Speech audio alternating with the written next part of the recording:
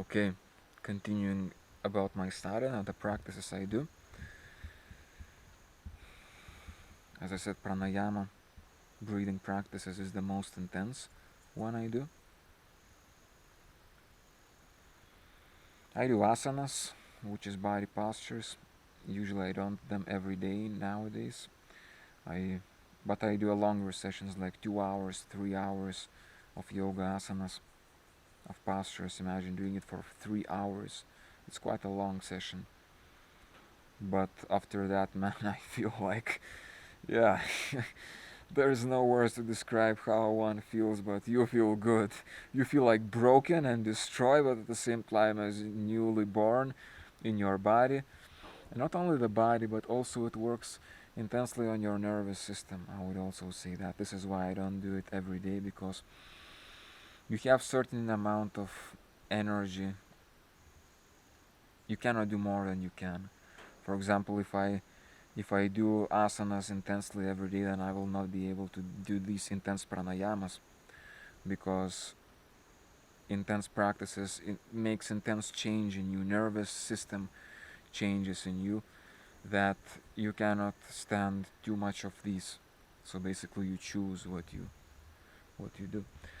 So asanas, yoga postures, I would do usually like every second day or every third day, but as I said, I would go for a longer session, usually 2 or 3 hours.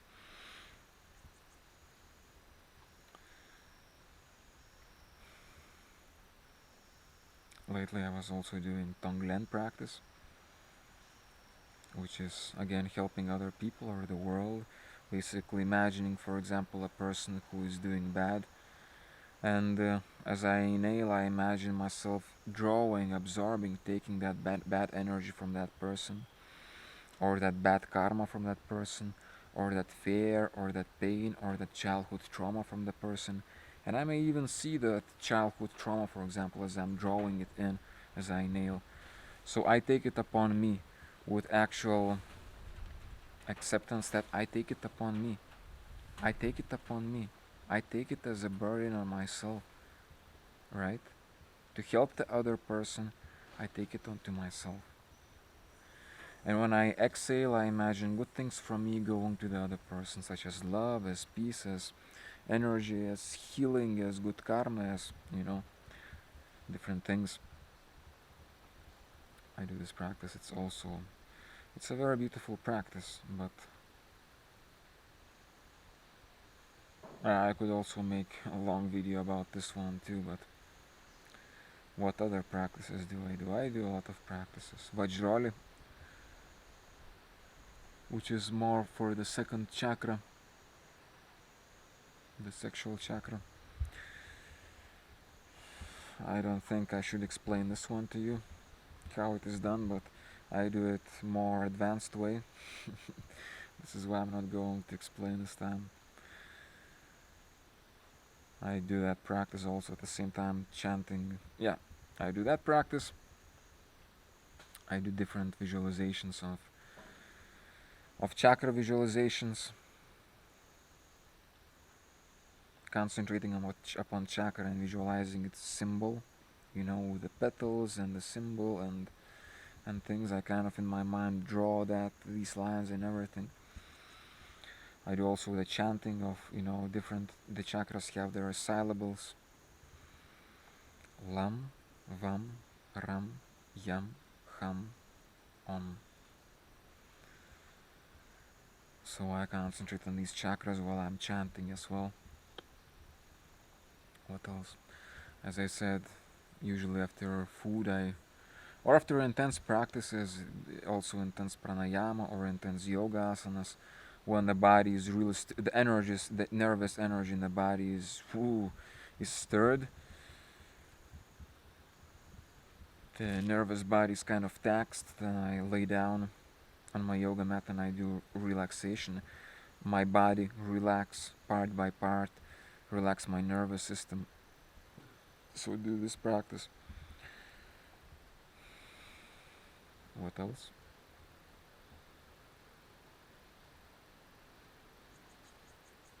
Again, I go to mantras. I do a lot of mantras. Actually, in between practices are mostly or usually different mantras that I chant.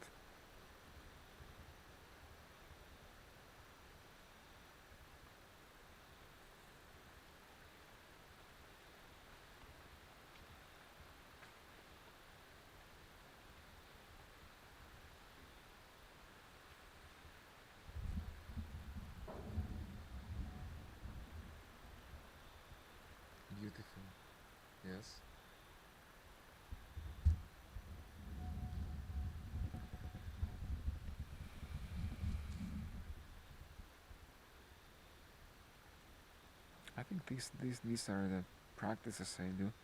I could definitely remember more practices that I do, but this is this is usually the basis of what I do every day.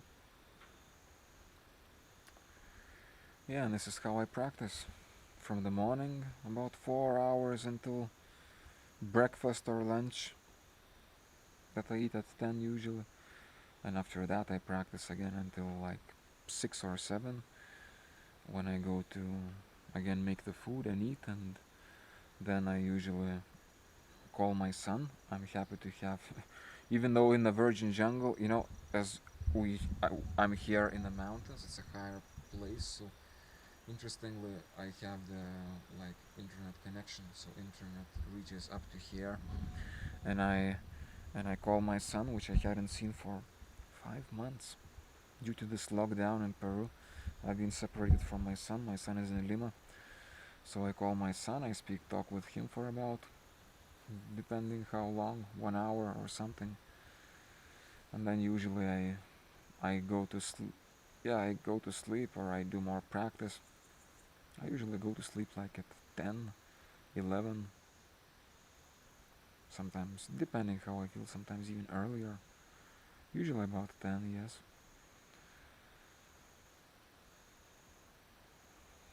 So this is how my days go.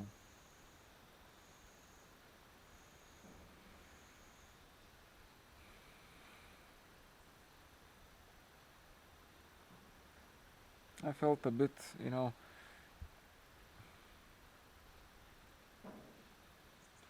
not too excited to make these videos. As I said, all of these months had gone by without making a single video, recording a single video. But I believe that there may be some people who are really interested in, well, who are interested in how I do it, how I do my retreats. Maybe that may give inspiration or some information to somebody. It's difficult to find a person who's taking sadhana, who's taking this practice seriously.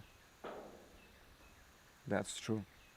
And therefore, I know that my sharings can be meaningful to people who are more hardcore or more dedicated to practice.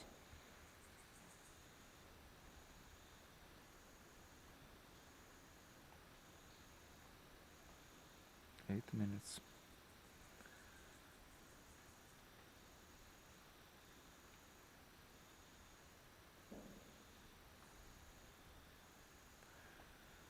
Yeah, so I try to practice as much as I can every day, but also sometimes I have to do other things. As I said, making the food takes time. Going to find firewood takes some time, not much. I plant some things here in the jungle. Things grow really fast here. I'm excited to see my plants growing: sweet potatoes, pineapples, uh, bananas, yuccas, and also all different things that you don't know and you have never heard of. Some other things that needs to be done here, but yeah, I try to dedicate the most of my time to do my practice because this is important to me. This is the most important thing that I know, and I do it. I see my growth, but at the same time I do it not just for myself, but so that I could help the world more. And this is probably the biggest motivation for me to do this. Not because of muscle, but because I feel I have to. And I will give the blessing of what I'm making to myself with these practices. I will give it to the world, to others. And this is what makes me really motivated to do what I'm doing. 10 minutes. I will make one more video, probably.